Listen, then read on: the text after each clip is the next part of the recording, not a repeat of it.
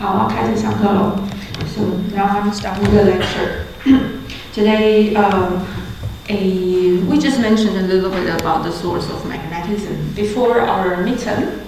But before we start seriously with magnetism, I would like to show you a chain-flow bonus.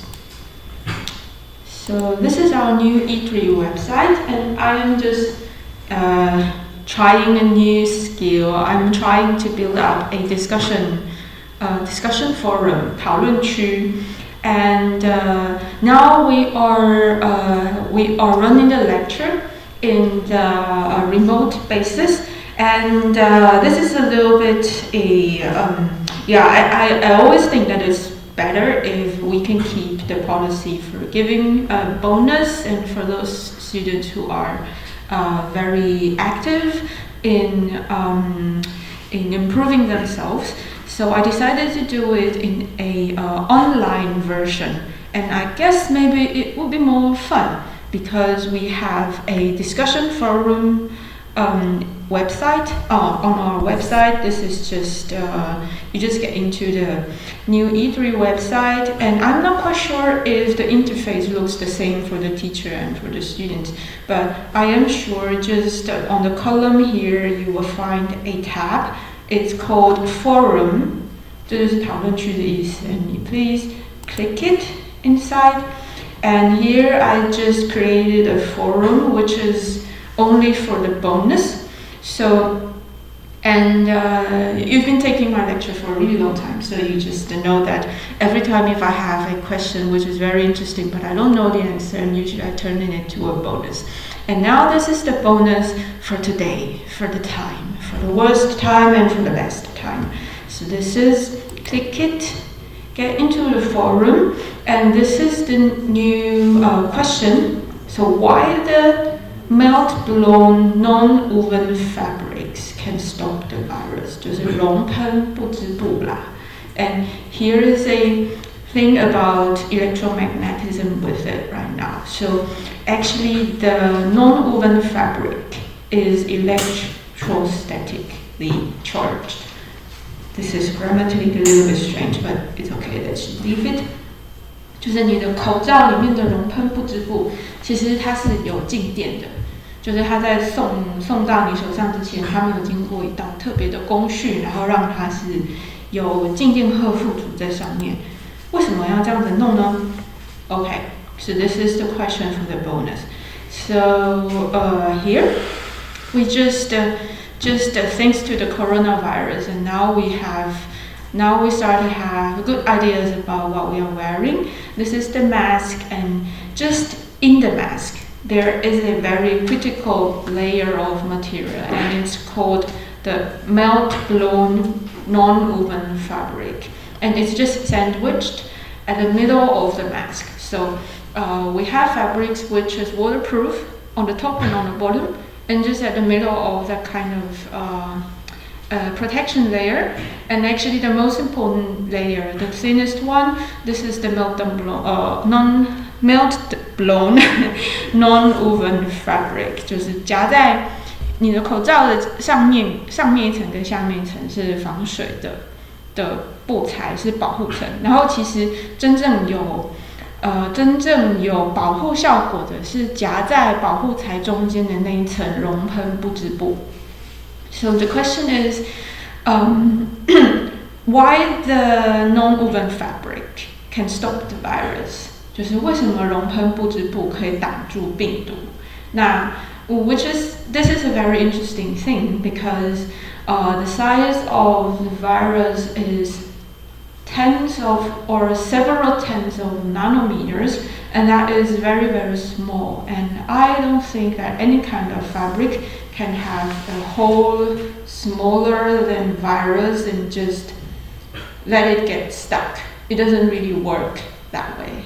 But here is another physics about the fabric right now, because it's electrically charged, and the charge on the fabric can somehow grab the virus and stop it from penetrating through the fabric and get into touch with your skin. So the charge on the non-woven fabric is very, very important. So now the question is, how is that kind of fabric fabricated? So how is it produced? And the second question is, why the fabric must be electrically charged? And what is it to do with the virus? And then how to do the charging? Can we do it by ourselves? So this is the question, and actually I don't know the answer at all. I don't know it either. So you can just look around, and I just quickly look through the internet, and there is a lot of scientific paper about it on journals or on very famous scientific magazines. So I'm sure you have enough information for you. And I personally, I find that the information in the Chinese news or in the Chinese press is not very, it's not very scientifically solid. So I really encourage you to read the English sources and to read the scientific papers. 我大概我自己没有很认真的去看懂那些文件在说什么，但是我很快的浏览一下网络上至少我自己抓得到的资讯。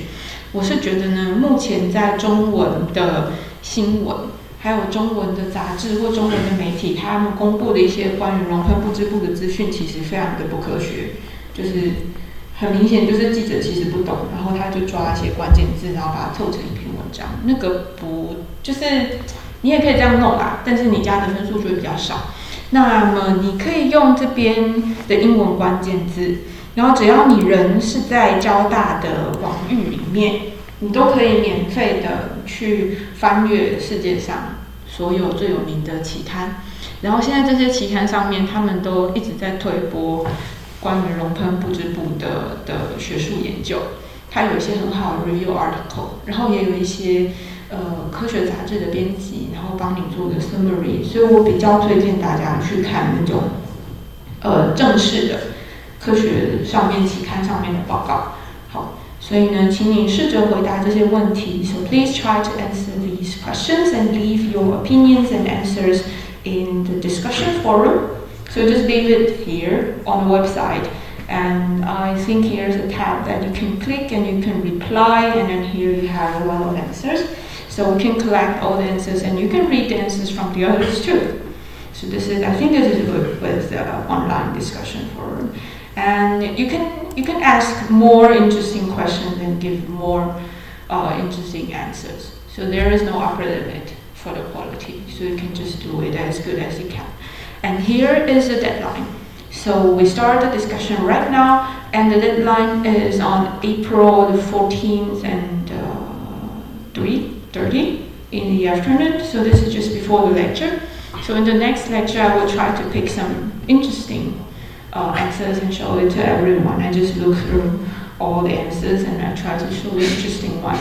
And then I will ask the TA to give credit to each answer. Depends on the quality of the answers, and then the maximum you can get 5 points. It's like 1, 2, 3, 4, 5 levels. So you can try your best, and then when you have time, and then when you are waiting for the bus, something like that, and then you can just surf a little bit on the internet with your cell phone and try to look for the answer. And just, I really would like to provoke you to do the discussions. It's like, it's not yourself are answering the questions, you're looking at the others' answers too, and then you can reply to the others too. So I think let's try to run the bonus this way in this semester. If it works good, and then maybe I will continue doing it, even if we don't have any virus around. 好，所以这也算是我的新尝试啦。我以前对这种网络上的论坛，我基本上是都比较没有兴趣的人啊，对。但是这次就好啊，那就来尝试看看。但是我现在有个问题，是不是因为文章是我自己 post， 所以我不能给自己分数？就是其实我在建立我的讨论区的时候，我有设定说，每一个文章都可以给分数，可是我发现我这边没有给分数的选项。那我2个给。好，OK， please help me. So let's do a test.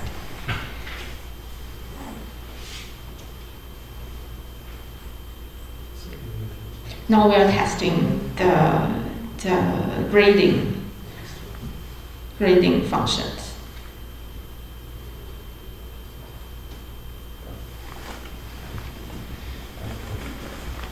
有了，好，那我刷新。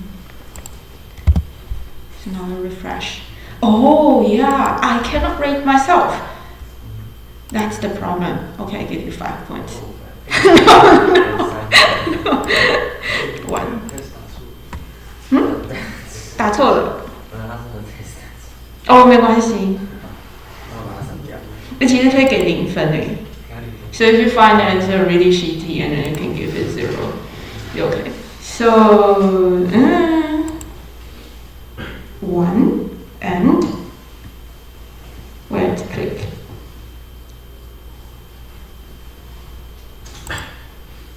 Right. Like this.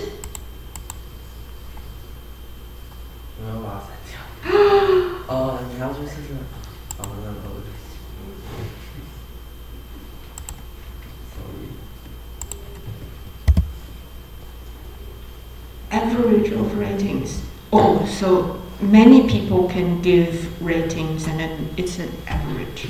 Oh, so it's not the same as I expected, because I would like to ask TAs just to give ratings right here. It seems like it doesn't work. Okay, anyway, you can rate by yourself, and we do it as a reference.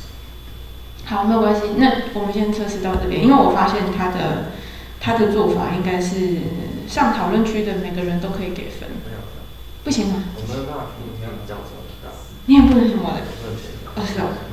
好，没关系，我们就先 run 一次，我们看看会发生什么事情。好，我本来是希望就是可以让助教直接在这边给分数。看起来应该是，我再想一下怎么办。Okay. So this is the bonus, and you can take the chance. And now we are going with magnetism. So we just look through several. Let me think where to start. Okay, let's just start from the video, because we just quickly played it. But today I would like to explain everything in detail. The subtitle is in Chinese, but I'm sure 全ての現象には必ず理由がある。I'm sure it's okay for everyone. ガウス加速器と呼ばれる簡単な実験装置を紹介しよう。レールの上に並んだ鉄球に同じ大きさの鉄球をぶつけてみる。このように一番反対側の鉄球だけがぶつけた球と同じ速度で転がる。いわゆる運動量とエネルギーの保存速というやつだ。では今度は鉄球の列にネオジウム磁石という強力な永久磁石を加えてみる。すると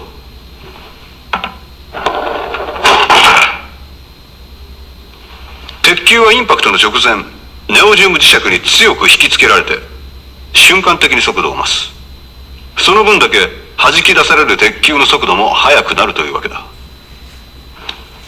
ではもし仮にこの磁石の力を極限まで高めることができたとしたら、一体どうなるか。弾き出される球の速度もそれと比例して超高速になる。つまりこの小さな鉄球がライフルの弾丸になる。これは超電導加速器。超電導電磁石の強力な磁力を利用して今からそれを実証しよう。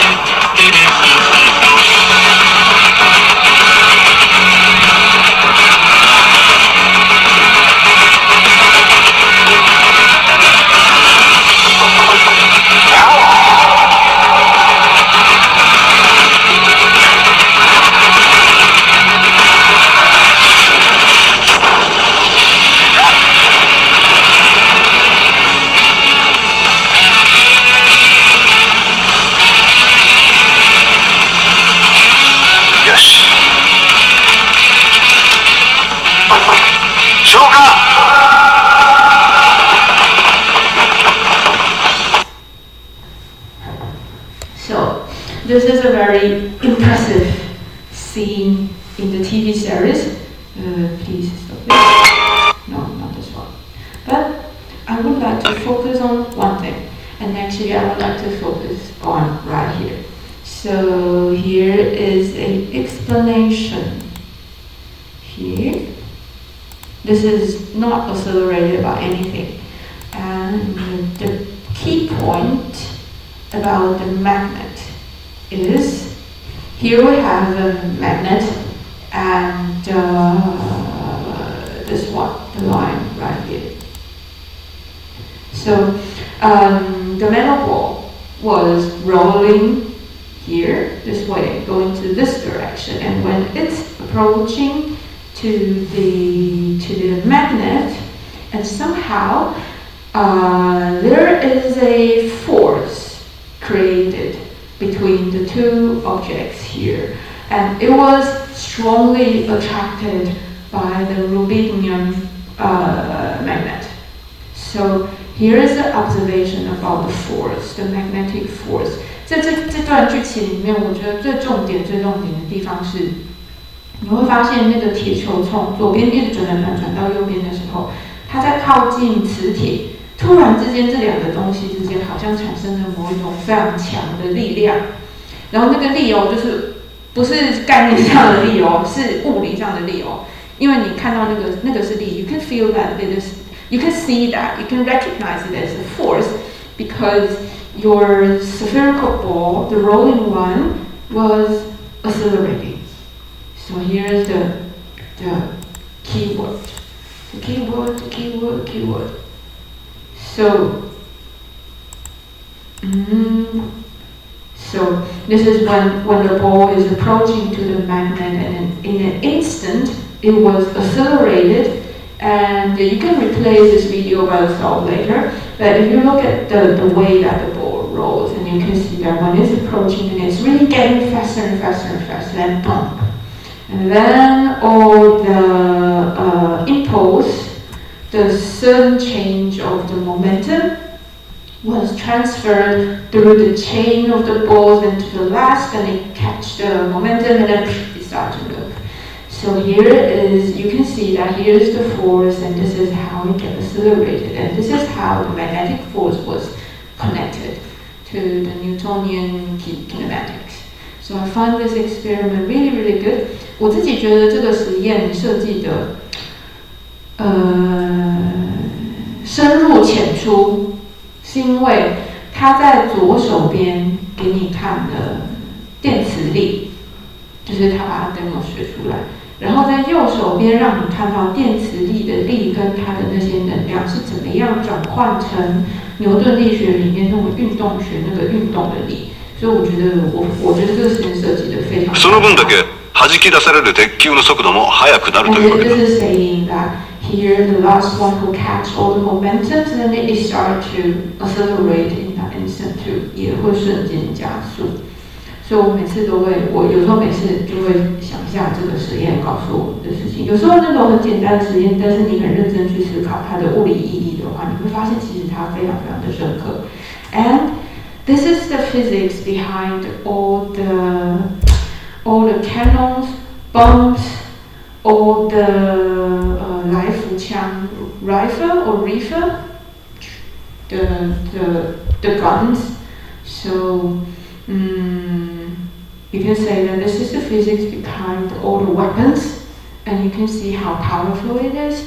So yeah, that's it. And I would like to do an analysis on all these materials, and I would like to try to explain what is really happening in them in a very, very detailed way.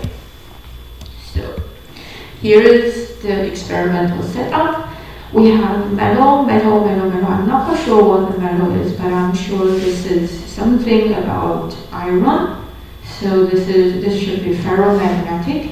就是这边我们要开始讲一些奇妙的字就是我觉得这些球应该是铁磁性物质做的。铁磁性就是 ferromagnetic，ferro F-E-R-R-O， 那是一个应该是希腊字根吧。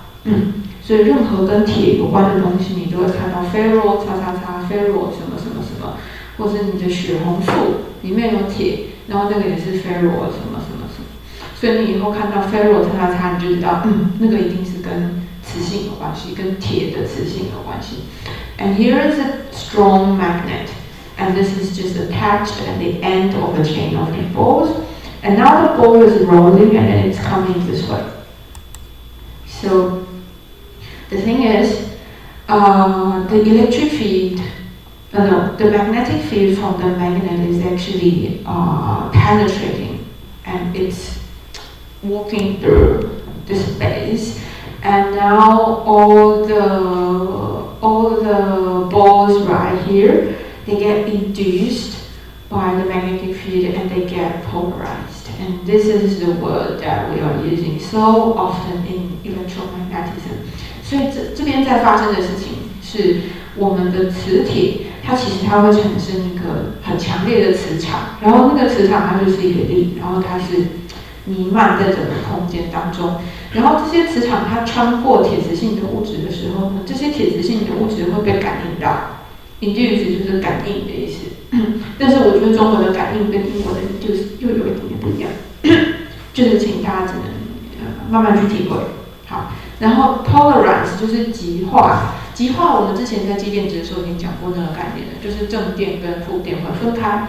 然后在磁里面也有某一个 quantity 会发生这种事情，就是磁的指向，它会分成南极跟北极。但是这个南极跟北极，它是一个方向，它不像 charge 一样是一个 countable 的东西。So this is polarized, and we just have exactly the same idea with dielectrics. And we say that polarized is the positive charge and negative charge are separated, and we call it polarized. And in magnetism, we have exactly the same thing, but with different elements. And this is polarized to the north pole and the south pole. But it's not like electric charges that it's particles that you can count. No, this is not particles. This is just telling you a direction of your force. 所以你的南极跟北极，它并没有实际上连接到任何可以计算的东西，它只是告诉你的方向。好，所以这个是在磁学跟电学里面大家很容易混的地方。那这边先跟大家讲一下，所以这是 induced and polarized. And the polarization will show that the north and the south will be distributed like in the same direction as your original magnet. So it's north and south and north and south, and again the north and the south they attract each other. The north and north they repel each other. 所以呢这是一样哦，就是北极跟北极同极是相斥，异极是相吸，所以它是一个很奇妙的方向性。好，所以呢这就是实际上。So this is it actually what is really changing in the material when you have magnetic field. Next, here's a force, a very strong force between the south and the north pole. So this is induced and polarized, and this is a permanent magnet. So just be careful. And here's a force because of the polarization, and they just attract each other in a very strong way, and the ball just gets accelerated. So this is the origin of the force, and when it gets faster and faster and faster, and it gets bumped into the magnet, and then this one, all the momentum is transferred, and then it goes to the last one, and when the impulse is strong enough, and then the ball can just leave all the attraction and it just goes on. So this is what happens in detail. And I would like to go through, I would like to go into the polarization a little bit deeper. So this is a stone. We just dig it from the ground. 所以这是一个磁石，是天然的磁石，是直接从地土里面挖出来的。And if you get some small objects and try to approach to the magnet, and you can see the same thing. But the interesting thing is you can see the clip. So here's the clip, and 1 clip, 2 clip, 3 clips, and if you look at them, you can see that it's like if you try to separate the head and the tail. 如果你试着区分头跟尾的话， you can see this is the head, this is the tail. The head is attached to a tail, and this is the head attached to a tail and go on. So it gets longer and longer and longer. This is how they get attracted. So you can see this is how it's polarized too. Actually, I don't know which one is the north or the south. I don't know. I should have a Gauss meter and to test it. But when I'm looking at the photos and I just try to assign it this way, so it could be the N and the S, and all the clippers are polarized and they are connected with all the N and S are connected. So this is why they can get a long chain like that. Okay, so this is permanent magnet. This is ferromagnet. So 这是永久磁铁哦，然后这是铁磁性物质。好 And in the very old time, and when people have no idea about the physics today, so they somehow they have the belief that they can use the little magnets to measure, and somehow when they are sailing on the sea, and they just discover that wow, seems like they don't know there's Earth. Just remind you， 就是那时候的人其实就提醒大家一下，那时候的人其实不知道地球是圆的哦，所以他们脑子里面的概念是没有说地球是一个圆球状，然后有南极北极这种概念，那时候的人是没有的。然后他们就是那个船开着船在海上面航行的时候 ，so they just take the boat and then they were floating on the sea. They somehow find that the magnetic stones that they get is always pointing to a specific direction, and they find that the direction is always to the North Star. 就是他发现他的磁石永远都是指到那个天上的北极星那边。So in their imagination, there is a big magnet stone somewhere at the end of the world. We cannot see it, but it's always there. And they are very afraid to get too close to the stones because they are afraid that maybe all the needles which connected their roots on their boat will get attracted and all will fly away, and then boat just get corrupted. 就是以前的水手，他们特别要去测量这件事情，一开始可能不是想要指方向的，那是后来才发现的。其实他们是很害怕说，在那个海的远方，我什么都看不到的地方，有一个很神秘的大磁石，然后那个磁石是会吸铁的物质的。那时候人已经知道了，所以他们非常害怕，然后不愿意开去那个地方。他非常害怕，他那个船上面的那些木板是铁钉钉起来的，他就很怕那个铁钉会被那个神秘的磁力魔山全部吸走，然后他的船就会解体这样子。好，所以这个是他们以前的故事。但是呢，后来他们就发现，有些比较勇敢的人就觉得说，it's always pointing to the north, and it's always somehow pointing to the North Star, so maybe we can use it to identify our orientation. 所以有一些人他就发现，其实你也可以判断方向啊。其实我不知道是到什么时候，我有点忘记人类是什么时候开始接受地球是圆的这件事实。总之是什么时候？16世纪，就差不多牛顿哥白尼那个时候。可是那时候不是会被处罚吗？就是那时候不是说地球是圆的会被处罚？但是他们是环宇宙。就干很多东西。好，好。Anyway, it's a long story. Okay. So here's another video I would like to show you. Here are several kinds of magnets. And now we are doing an experiment to show you how the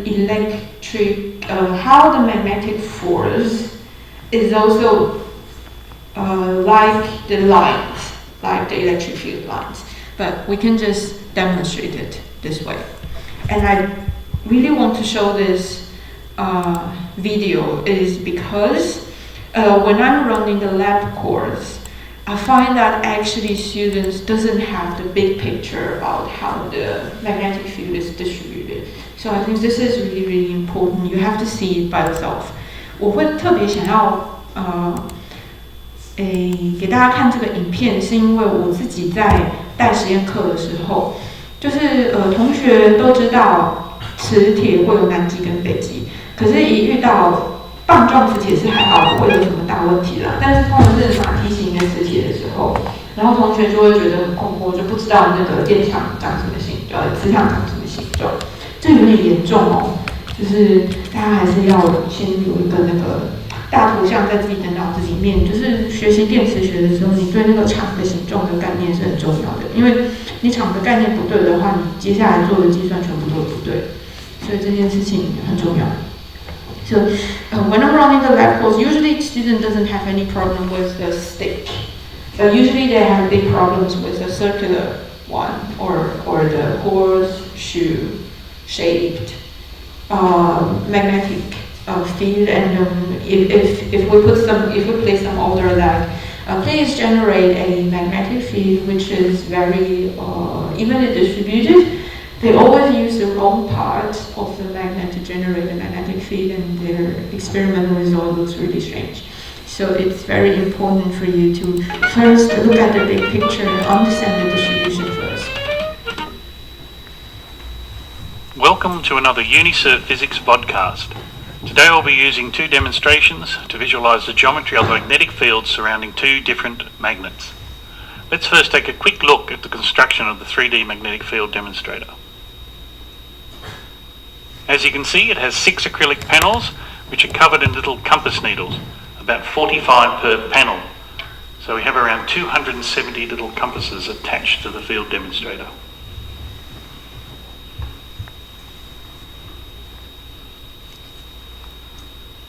Now if we look at a bar magnet, this is a cylindrical bar magnet. You don't see too much, it's got a north and a south pole, but you don't see the magnetic field at all. But if you bring it up near the magnetic field demonstrator, you'll see that the little compass needles align themselves with the magnetic field lines. So let's see what the magnetic field lines look like around the whole bar magnet. Now the field demonstrator has a removable panel. You insert the bar magnet, slide the panel back in again, and there we have it. The invisible is revealed. So each of the little compass needles are aligning themselves with the magnetic field that surrounds the bar magnet. So I'll stop here for a while. I find that this design of experiment is really, really clever. If you do it this way, then you can see your magnetic field in 3 dimensions, and it's very, as you can see later, everything about the magnetic field is in 3 dimensions. You have to work with force, trajectory, and the source. They are lying on 3 different directions. So when you are working with magnetic dynamics, then you should always have a 3-dimensional whole thing in your head. And now when you look at these installations, you can see that here is our magnet. It's a bar magnet, it's just a stick. And usually we have the idea, okay, this is a north and this is a south, and then I try to attract anything that I can see. But if you look at how the force is distributed, you can find that actually it's coming from this one. I just define it as a start, and it starts and it goes a curve like that and to the end, and then it comes back. And it has a symmetry, rotational symmetry. And you can see that if someone asks you to create a magnetic field which is evenly distributed in the same direction with this one, then you have to put your samples somewhere around here. But you have to be very careful. This is the north. It goes this way, so when you are here, the north is pointing downwards and the south is upwards, okay? And come back, and this is the south. So sometimes working with magnetic field is really, really confusing. You have to be you have to have a clear idea about how the how the field lines are distributed. 所以大家会发现呢，你的磁场线是从上面这边走出来，然后呢，转180度，走到另外一边，然后这样子回来。然后呢，如果你这边是北极的话，那你现在放个铁片在这里，你让铁片被极化，你要很小心哦。就是你的磁力线是这样走过来的，你的磁力线是往下面指，屁股在上面。那你的铁片在这里的时候呢，它被极化的方向会是北边在这边，南边在这边，会刚好跟磁铁相反。所以很多时候大家一拿高斯机这样一戳下去，老师为什么那个方向跟我想的刚好相反？就是对，那是因为你要了解你的那个磁力线分布的方向，它的极化方向，这件事很重要。好 ，and you can see that if 然后如果你的任务是要去制造一个很均匀的磁场的话，不要觉得我的磁场线这样射出来，这里是最均匀的，这里是最不均匀的，因为你这里的磁场线是这样像花一样炸开，所以如果你把你的 sample 放在这里跟这里的话呢，就是达不到你的要求。好，所以大家要很注意。So if your mission is to create a evenly distributed magnetic field, and please do not think that if you put the samples here, then you get a evenly distributed magnetic field. And actually, a magnetic field is the most curved one, and it's not evenly distributed at all. Here is very intense, and here is very loose. And if you take your Gauss meter, and if you measure the strength of the magnetic field from here to here, you can see a really big gradient. So just be careful. And okay, this is the bar magnet. Now the Just convention remember scientists this use in your mind. to draw magnetic fields is that the magnetic field lines come out of a north pole and loop around into a south pole.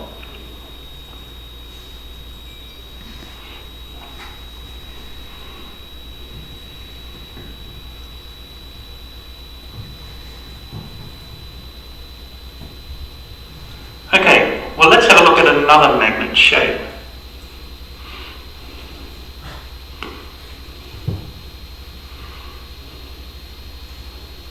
Here is a horseshoe magnet.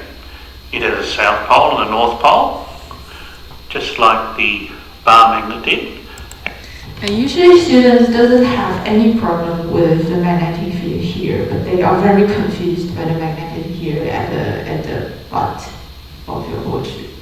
So let's take a look at it. Actually, you could think of the horseshoe magnet as a bar magnet that's been bent around in the shape of a horseshoe. But the big question is, what will the magnetic field lines look like? Okay, well while we set up the demonstration, have a little think about what they might actually look like.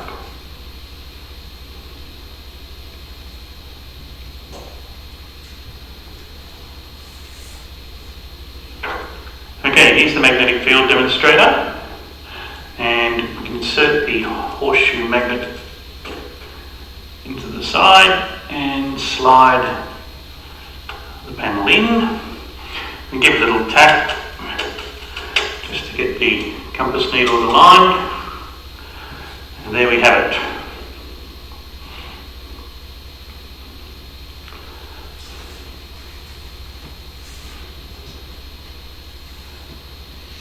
And please be careful about the Now let's have a strength close look of at the what magnetic we're field. seeing here. See that the Here. compass needle's round. Here. And when you see the experimentalist was tapping on the installation, 你可以注意哦，刚刚这位先生，他用手指在敲你的木板，然后想要让它给它一点松动，然后让这些小小的铁片可以转动的时候，你有没有发现这里的铁片它转的比较快，而且它比较知道自己应该知道什么方向。但是你看这里的铁片，它的分布是乱七八糟的，它没有办法克服那个铁片跟亚克力板之间的摩擦力。So if you look at the distribution of the little metal pieces, and you can see the strength of the magnetic field.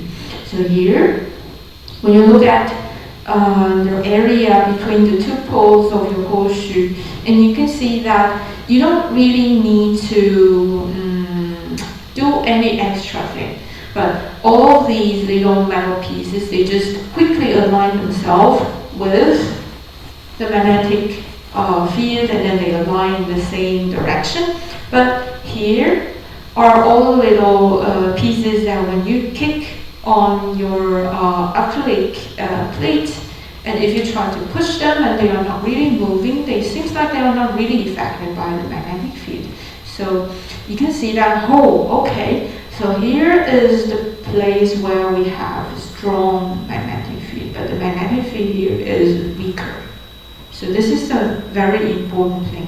When you are doing the experiment and when you are requested that please create a magnetic field to affect something, and when you're using the horseshoe, and please always use this area but not the back.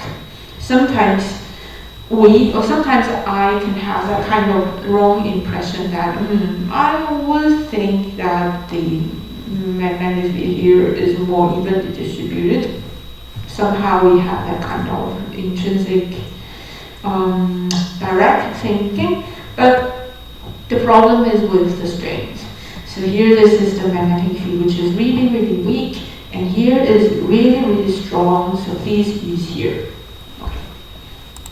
Around the back of the field demonstrator haven't strongly aligned with each other. If you give a little tap, they do line up. So it probably indicates that the magnetic field around this area is a little weaker.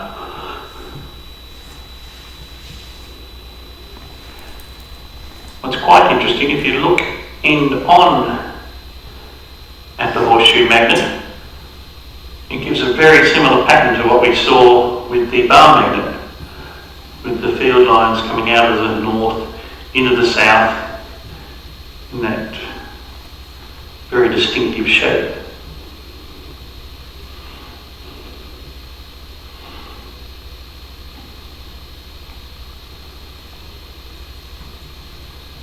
And if we look towards the centre of the two poles, between the north and the south pole, we'll see that the field lines go from the north down into the south.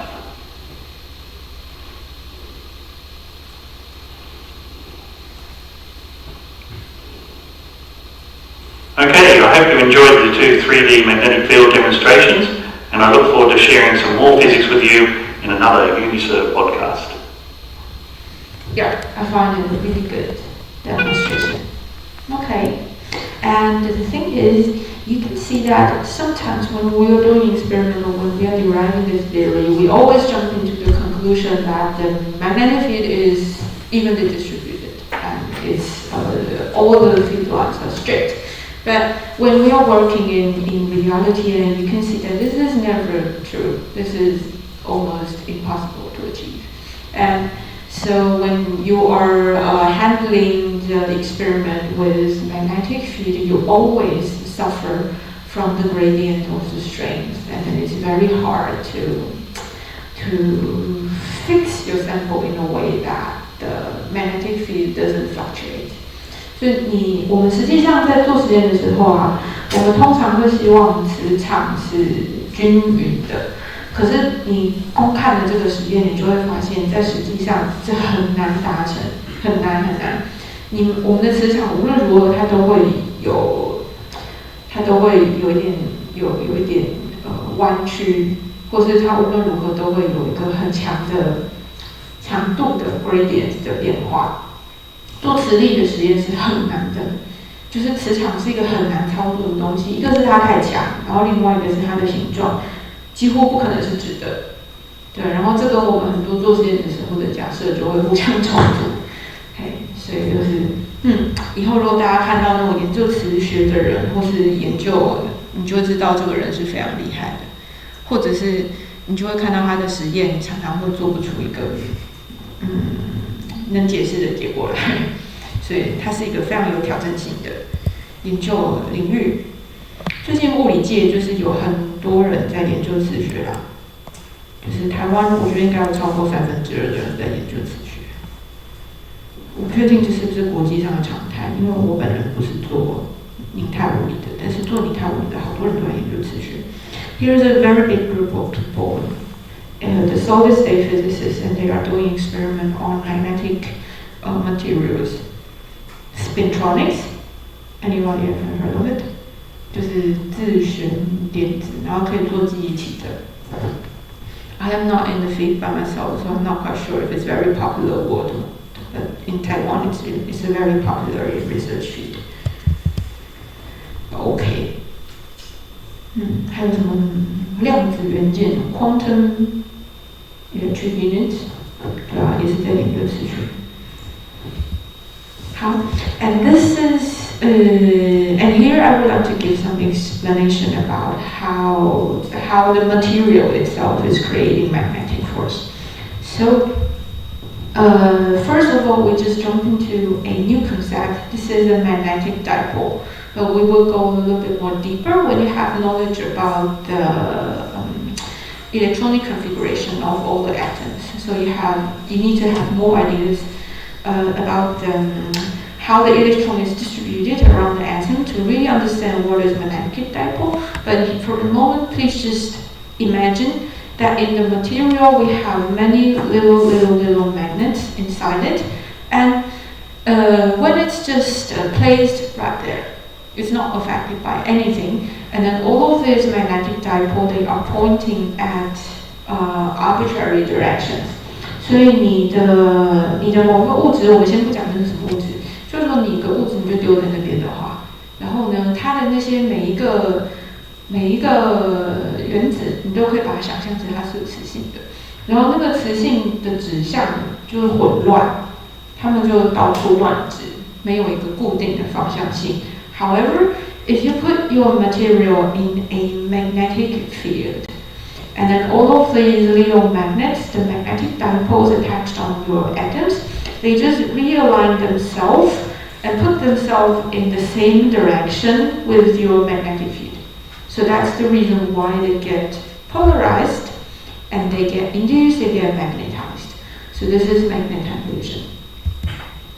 And what are the atoms that can have strong magnetic dipole? So here is a very simple illustration about how electron is distributed around in the atom.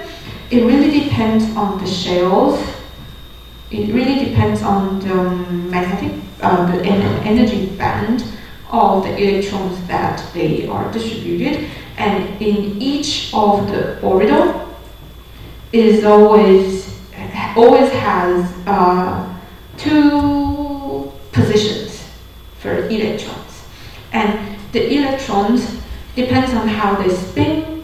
They have a spin up or a spin down. So electrons, you can think about it as charges, and if the charges is moving this way, and you can think about it as there are a little current is running, and the current here is creating the magnetic field. We'll talk about it later, but not now. But you can just imagine it this way. So that's the reason why the electrons, they have two kinds of identities.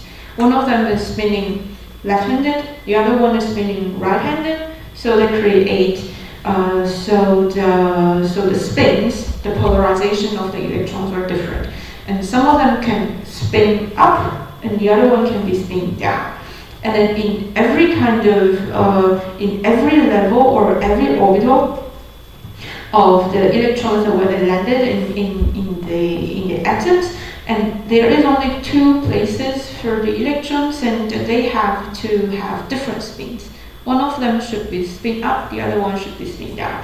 And this is Fermi material. The other one is Einstein boson ones, and they can have possibility that all the spins are the same. 这边先讲一下那个固态物理，就是那个电子在原子里面，它会有一个固定的轨道，然后每一个轨道它会有两个空位。我觉得这真的是蛮可爱的，每个轨道只有两个空位。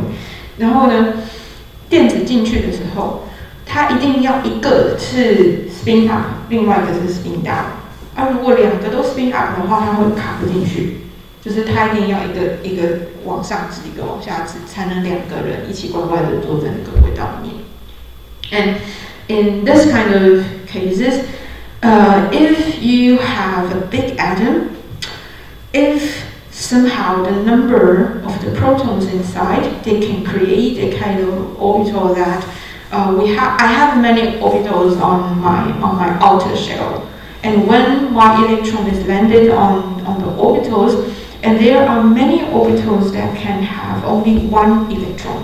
就是如果有一些原子，它的 proton 数目创造出来的轨道数目，就刚好可以让很多电子都是一个人坐两个位置，这样听懂吗？就是两个位置上面，但是只有一个有填满。而如果它的轨道的形状、轨道的能阶，或者是轨道的那个轨域的能量分布，它很巧的刚刚好，就是让这些电子都可以舒舒服服的保持社交距离，然后呢，就会产生出一个有很强的 spin， 就是有很强的 spin 的物质。好，所以这个就是关于磁学的物质的 the material origin of a ferromagnetic material.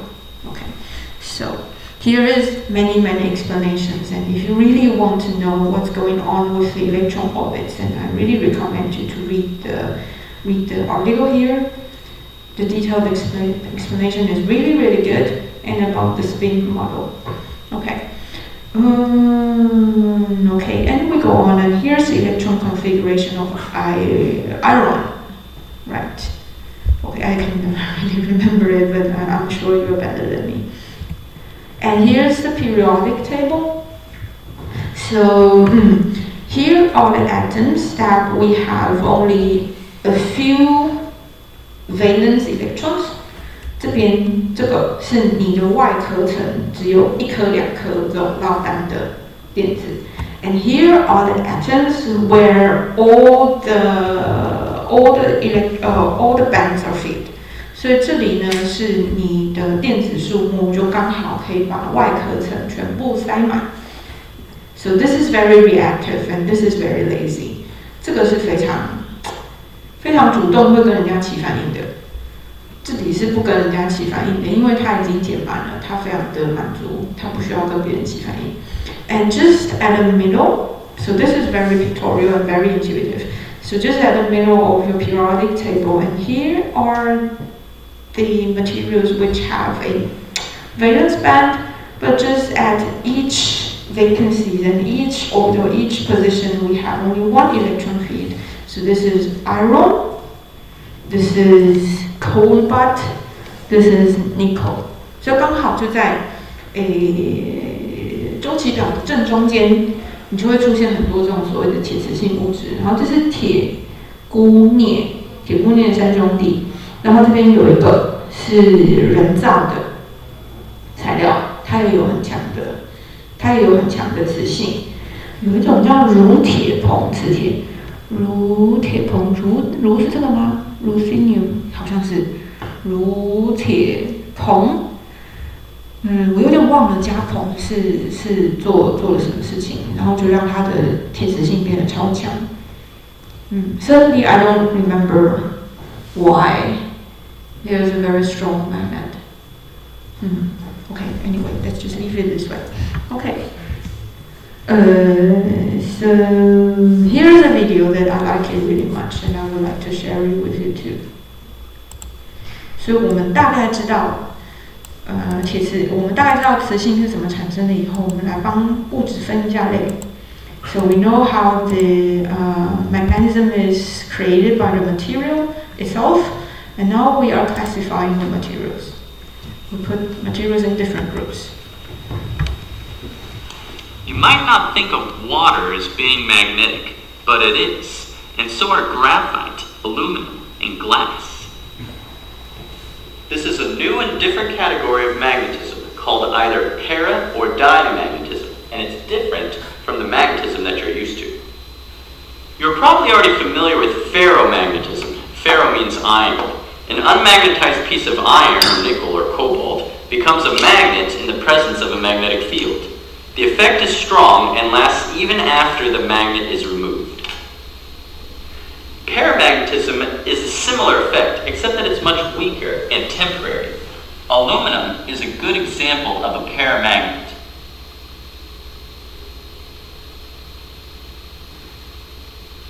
And so is oxygen, which is attracted to magnets. Here, I have a few milliliters of liquid oxygen, which sticks to the magnet. I'll explain why later. Gadolinium oxide and cupric sulfate are good examples of paramagnetic substances. Cupric sulfate is a salt that can be picked up by a magnet. Diamagnetic materials are exactly the opposite of paramagnetic. They are always repulsed. They would rather die than be in a magnetic field. An important example of a diamagnetic material is graphite. This specially made pyrolytic graphite is repelled by a magnetic field. Don't be confused. This is not static electricity or eddy currents. Graphite is repelled by a magnet, always, both by the north and south end. Pyrolytic graphite is a grown crystal of flat carbon layers which maximizes the diamagnetic effect.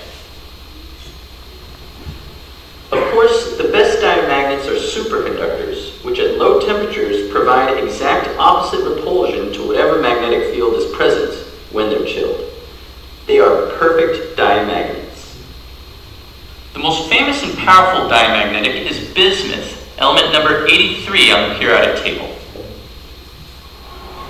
The bismuth-powered boat sails toward the weaker magnetic fields.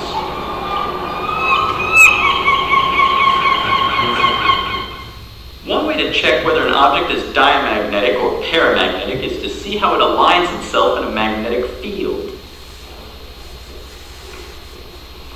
Diamagnetic objects like glass will rotate to avoid magnets. Here, we see that the glass is diamagnetic because it twists to get to the weaker magnetic field. But aluminum rotates into the field, typical of a parallel paramagnet. On the periodic table, we see that aluminum has 3 valence electrons. So what does it take to understand what it means for something to be a paramagnet or a diamagnet? You have to know what the electrons are doing. Consider, for example, aluminum. We see from the periodic table that aluminum has 3 valence electrons.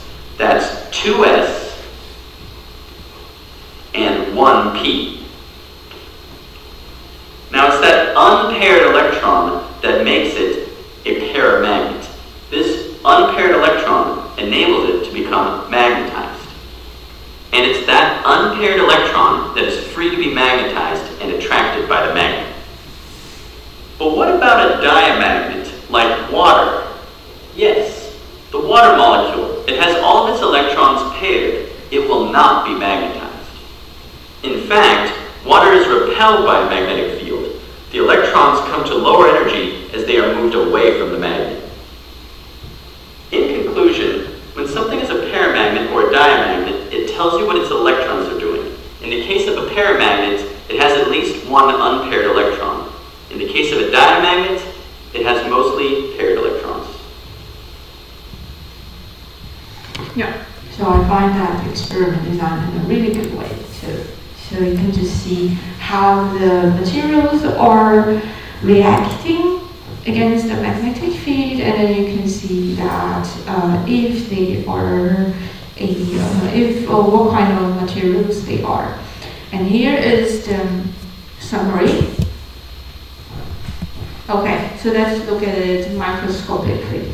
So if we have a paramagnetic material, 顺子物质, so what happens is if we place it into a magnetic field, and then the magnetic dipoles align themselves with the magnetic field, but they are not completely really aligned. So they have a little bit of distributions, but generally, averagely, most of them are pointing to the same direction as the magnetic field. So this is paramagnetic materials. And just as we mentioned about the periodic table, you can check it. So if they have many single electrons on the valence band, on the outer shell of the atoms, and then it's very possible to be paramagnetic. 然后呢，刚才我们有讲到，你如果真的不确定，光看都不确定，你可以去看周期表。就如果说你的那个原子它的最外面的壳层，就是有很多电子落单的话，就是判断的大原则。如果有很多落单电子的话，它比较有可能是顺磁性物质。好 ，and then anti-magnetic. This is too exaggerated. 这个太夸张了。我先跟大家承认这太夸张了，但是我想要画图让大家理解发生什么事情。So this is too much exaggerated, but I just draw it this way and try to make you understand. So actually the fluctuation is much better than what I draw here. 所以实际上就是它的，我现在画的是全部往下指嘛。那实际上的状况是它的那个乱掉会比我画的更严重很多。好，那它只是平均上来讲，你会发现，因为平均上来讲，那个方向是反向的。好，请大家要注意这件事情，这个是夸张化。好 ，and the thing is when the magnetic field is applied, and somehow averagely the little spins inside your materials, and they averagely align in a way which is in a direction opposite to the magnetic field. And if you check it on the periodic table, if you have on the outer shell of your atoms, and if most of the electrons are paired, and then it's very likely you're having an anti-magnetic material. 就如果你去看周期表，然后你发现你那个周期表的电子结构在最外层，然后如果大部分的电子都是一对配好的，那很大的几率它应该会是一个反磁性物质。Okay. And what about ferromagnetic? Why is it so strong? The thing is, in the ferromagnetic materials, and the polarization is really strong. And inside the material, and all of them are just aligned previously. 就是在你把铁磁性物质放进磁场以前。他们自己本身之间就已经开始互相 align 自我 align， 然后 align 成一区的。So all the spins they have interactions between each other, and they align by themselves. It's a spontaneous alignment, and they just align into the same direction. But somehow the effectiveness have a range. So you can see this is called domain. Here is a group of spins. They are pointing at the same directions, and they are tightly bound to each other. They have a collective behavior, but somehow, for some reason, they have a break here, and in another domain, and here is another group of spins, and they align, but there is a difference in the direction, so you have a boundary here. And so this is, if you just measure the spins in the ferromagnetic materials, and you can see the spins distributed this way. So they are self-aligned spontaneously, but cut into small domains like that. But if the magnetic field is applied, and then all of them is aligning with respect to the magnetic field really quickly, and the thing is, if you took the magnetic field away, okay, I do it right now, right here. I forgot to do it. Duplicate. So now this is what's happening to permanent magnets. So if we now took the magnetic field away, now the domain boundaries, the defects here plays important roles. 然后这个时候呢，我刚才特别强调，就是这些磁区跟磁区之间会有一些缺陷，就是它们有不连续的地方。这时候这些缺陷造成的墙壁就很重要咯 ，because all of these domain walls, they can stuck the magnetic dipoles to fix them in the position like that.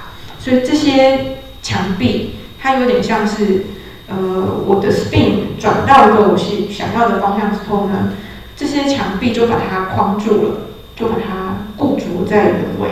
This is one of the theory. There are many theories why the magnetic can be permanent, but this is just one of the theory. And when they are mixing different kind of metals together, they would like to enhance this kind of behavior of the material.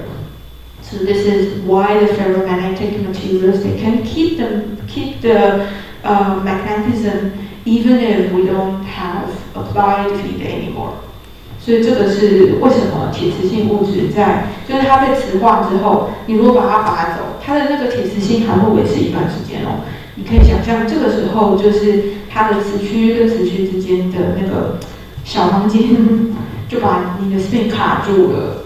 And if you heat it up, and if the temperature is higher than a certain value, then all of them just go back to a state like this. And that temperature is called Curie temperature.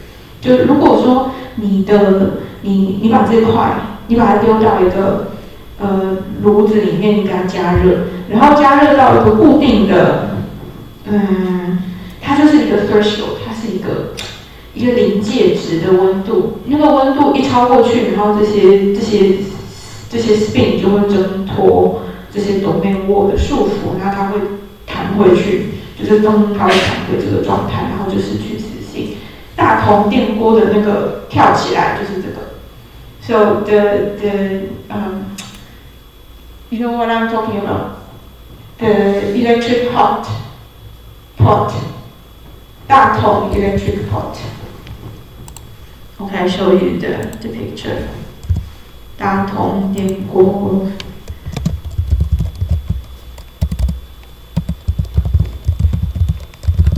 大铜电锅。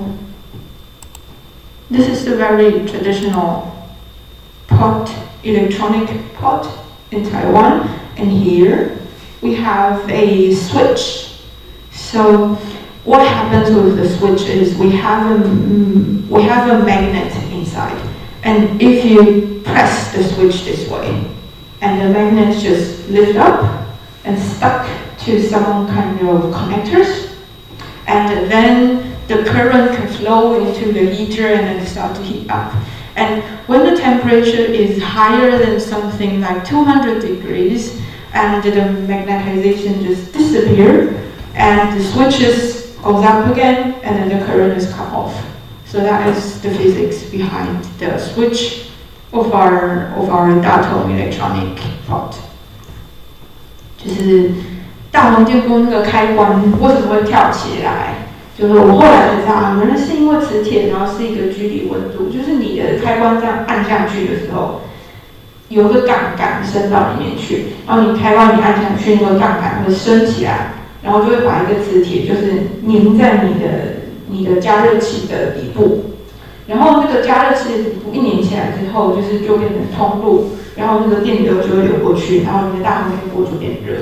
然后它热，你看它有调整过，它调整到大概200度的时候，然后那个磁性就会从这样子的状态变成这样子的状态，磁性就会消失，然后那个磁铁就咚掉下来，然后那个开关就会杠杆效应，开关就跳起来。所以我们说的大铜电锅煮到跳起来，就是这个意思。好，这个是另外一个我们上学期的加分题是这个。How? So this is about ferromagnetism. Here is okay, I'm putting them in the right positions. Usually the materials with diamagnetic or paramagnetic is always a little bit confusing. Different people put materials in different positions, so it could be a little bit of conflict between them.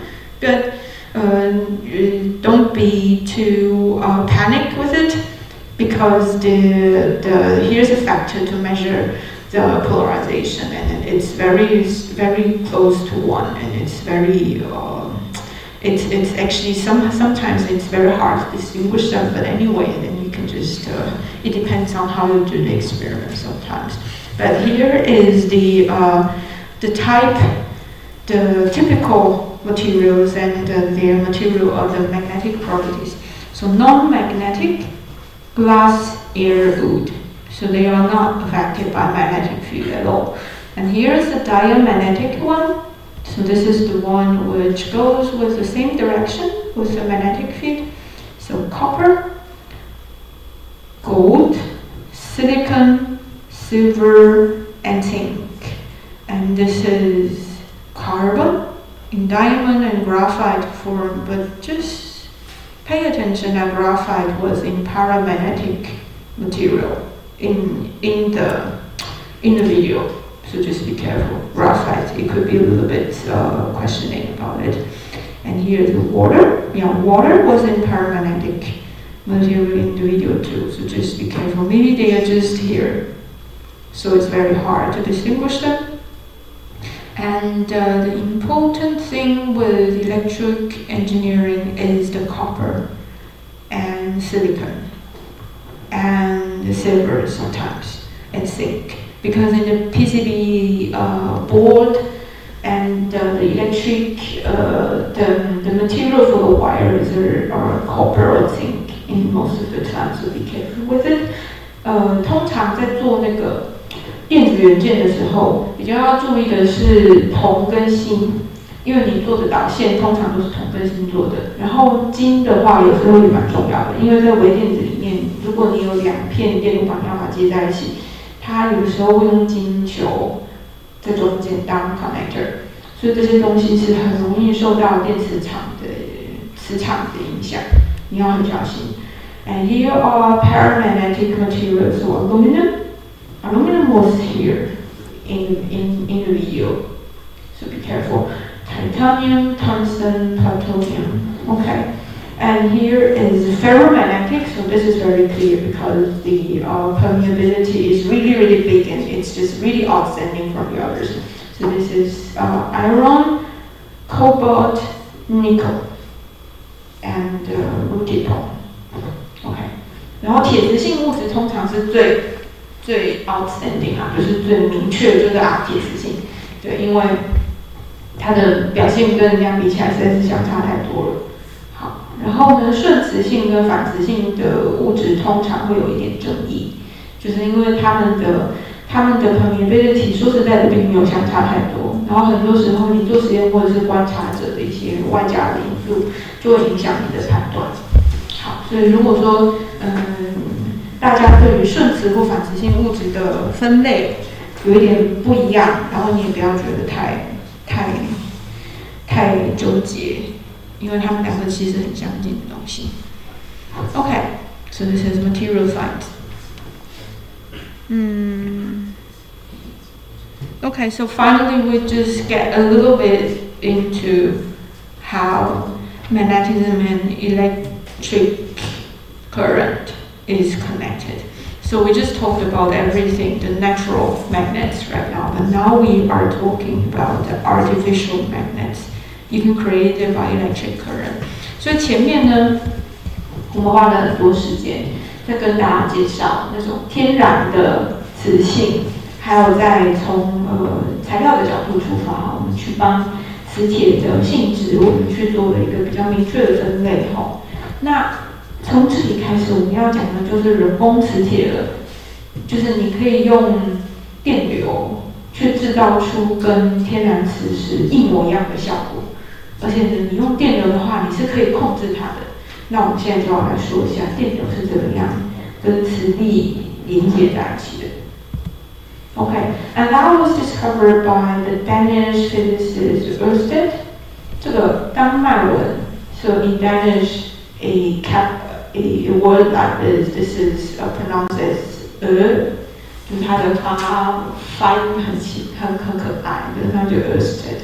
那中文是叫奥斯特，他是一个丹麦科学家。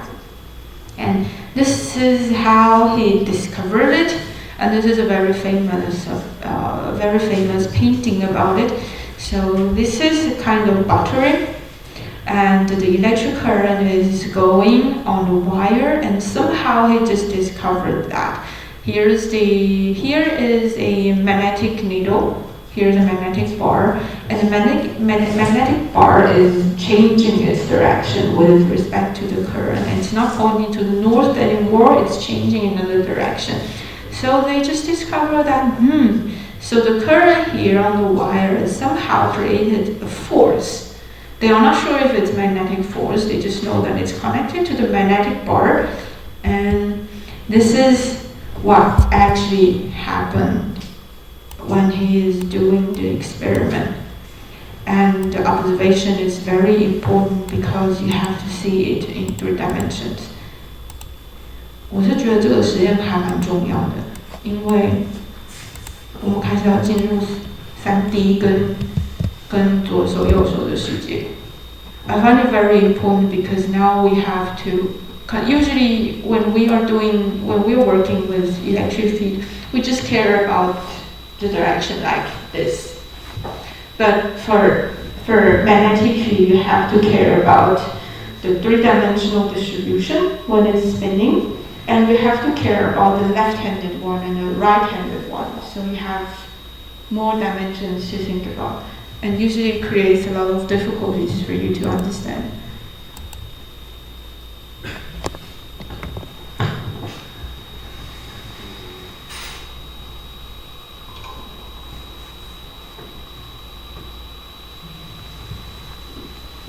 So this is the current 3.4 ampere, and you can see how it turns.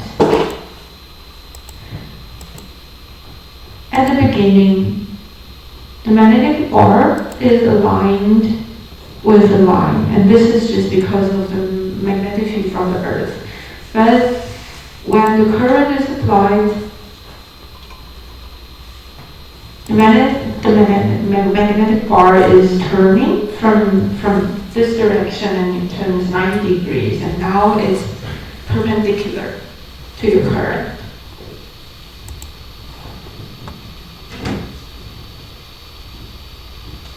And now the red is pointing to you, the blue is at the back. And now the direction of the current is to switch to an opposite direction. Has it switched? No, not switched yet. It's just a repeat of the experiment.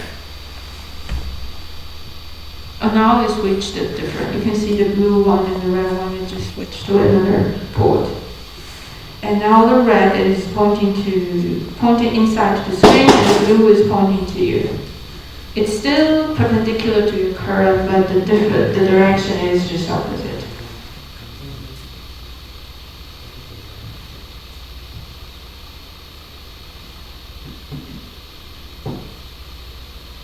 And here's the experiment with another one. You can see how strong it is.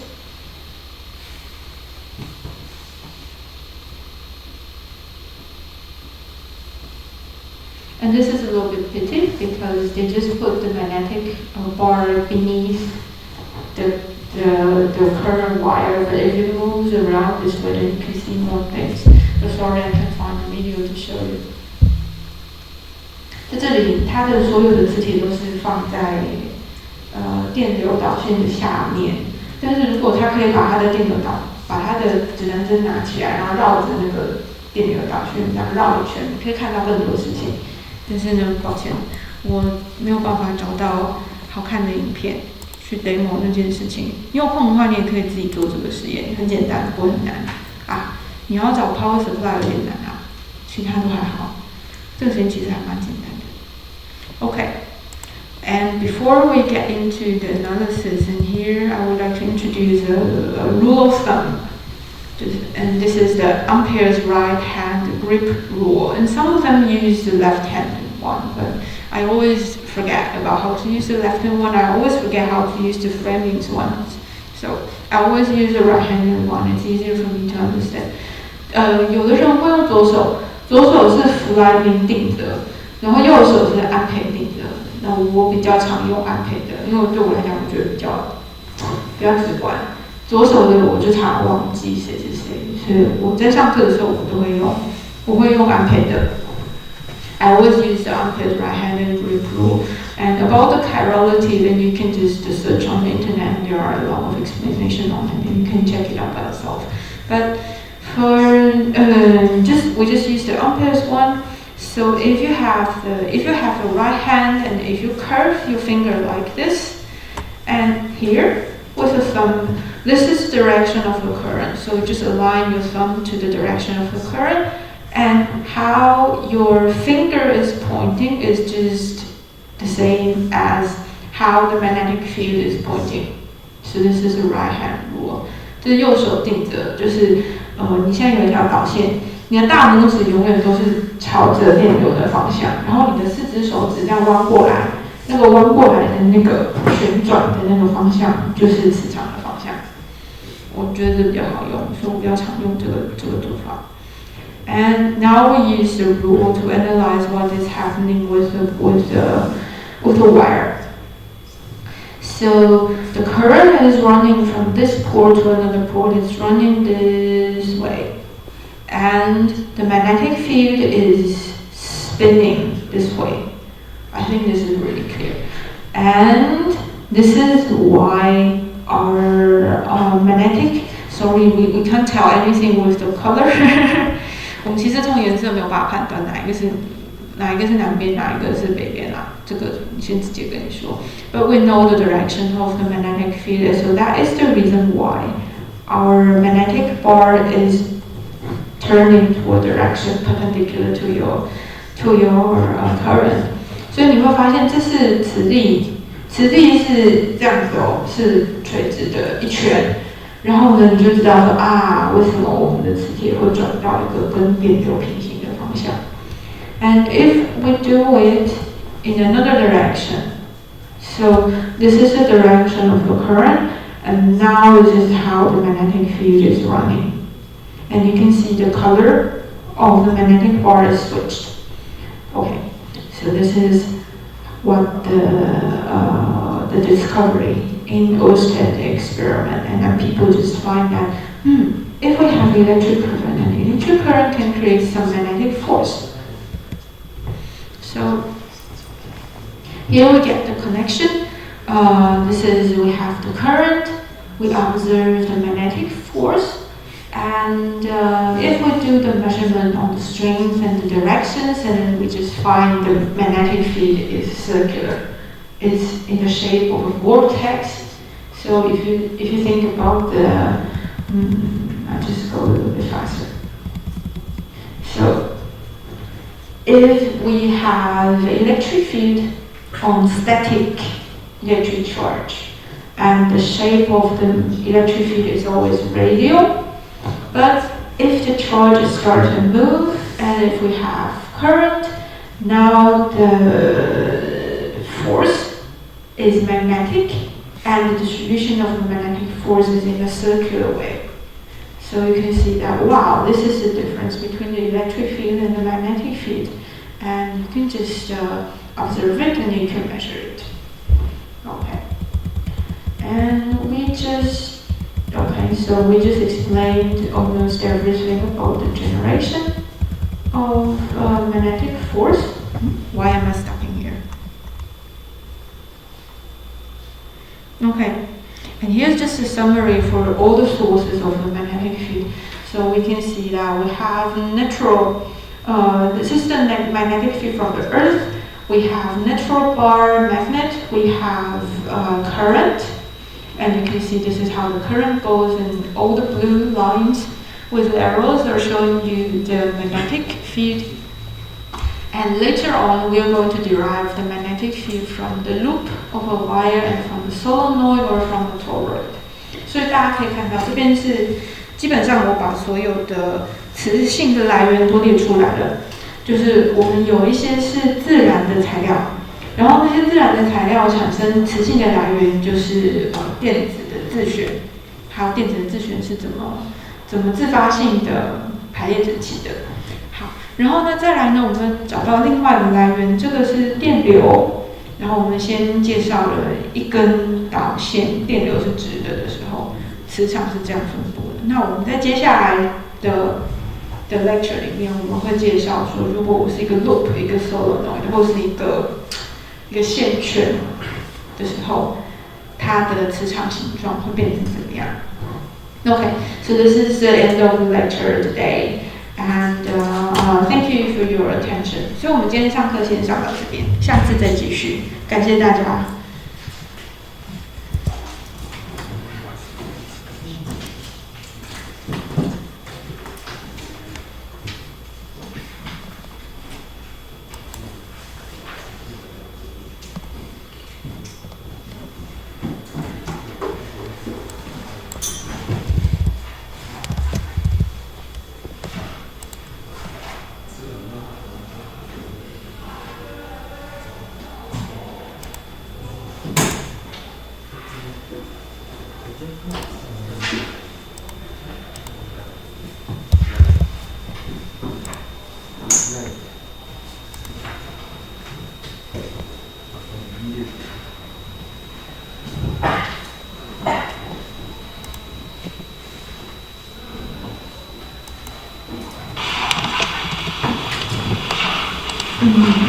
我要怎么样把它停掉？